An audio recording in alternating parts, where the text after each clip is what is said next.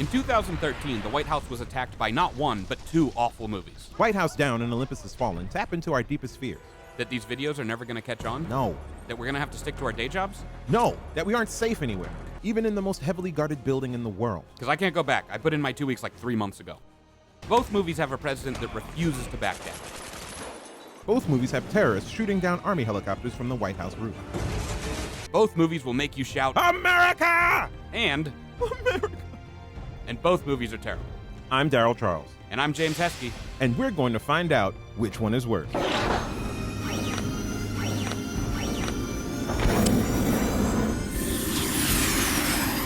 Before the terrorists can attack, we have to meet our heroes, who are both in serious need of redemption. In White House Down, John Cale has to win back the love of his daughter by murdering as many bad guys as possible. It's like if Die Hard 4 happened during Die Hard 1. John, He's a bad student, you barely maintained a C average. a bad officer, Can you not hit me in the head with a rocket? and a bad You father. missed her talent show. She was a flag twirler. That's a talent? That's the white trash hat trick. With all of that, he still gets his 14th second chance to save the day and achieve his dreams. Just give me a chance. John Cale is white privilege. In Olympus Has Fallen, Mike Banning has to make up for letting the First Lady die. We've all been there before. Yeah, that was my December. All the way. He's such a beaten man, he apologizes as soon as he wakes up.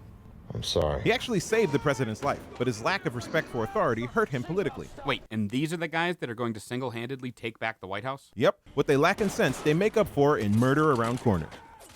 You can't stoke the fires of patriotism Fear, it's really fear. without a good set of bad guys who need you to join the military in order to justify their behavior. In White House Down, the seemingly organized group of loners are upset because the president is a crazy liberal who wants to end all war. The only thing that stops a bad guy with a nuke is a good guy with a nuke. In Olympus Has Fallen, the terrorists are mad because the president kept the U.S. involved in wars all over the world. Yeah, they're crazy. They think the only way to stop a bad guy with a nuke is a good guy with a nuke. In both movies, the terrorist plan is to create a diversion by attacking another part of Washington. Then in White House Down, instead of dragging the president to a bunker, the Secret Service was just like, stay here, Mr. President, we're gonna go check it out. In Olympus Has Fallen, they do bring the president down to the bunker, but then he messes it all up by inviting the Koreans down with him. He's coming with us. Hospitality, the downfall of every great American civilization. These terrorists have a pretty sophisticated plan. Infiltrate the entire Korean security team, fly a Hydra gunship into D.C., get a bus of fake tourists to take out the front lawn, hire Decepticon garbage trucks, and then put drones in the air.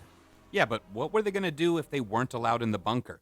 Just play ding-dong ditch until the door opened? On the other hand, White House Down is like, how about a couple of citizens for constitutional freedom dress up as Comcast repairmen and just wreck some shit? They're gonna get a terrible review on Angie's List. And of course, no plan would be complete without an inside man. And we're not talking about Clive Owen. Are you sure? Not really. Olympus's Dylan McDermott is a former Secret Service agent who turns to private work, which somehow turns into helping North Korea launch the deadliest attack on American soil. But don't worry, he has a really good reason. Why'd you do it? I lost my way. He lost his way? That's not an excuse for blowing up the country. That's a reason you're late for a dinner party. Why did you set off all the nukes? Traffic? In White House Down, the inside man is James Woods, a master killer. He orders up the best group of men's rights activists so he can totally pwn some brown people half a world away.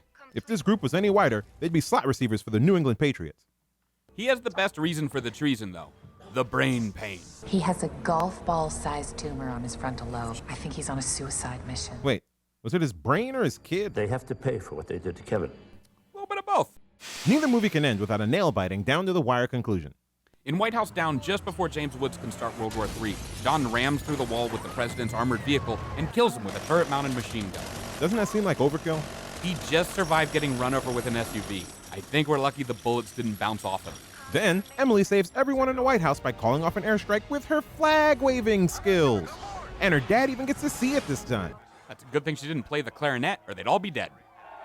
In Olympus Has Fallen, the climax of the film is Banning calling Central Command to help him shut down Cerberus. Shot from the point of view of a dad trying to call his son to get help with a computer problem. How do I switch this thing off? Okay, Dad, calm down. Just press initiate recall. Come on. Dad, calm down. You called me. Just put in your password. Is that it? Yes. Breathe. Now you have a Gmail account. I gotta go. I'll see you at Thanksgiving. Olympus Has Fallen is a straightforward, gritty action movie. It's got a flawed hero, a merciless villain, and an ending that lets you know everything will be okay until the sequel. Why would anyone want to see this again?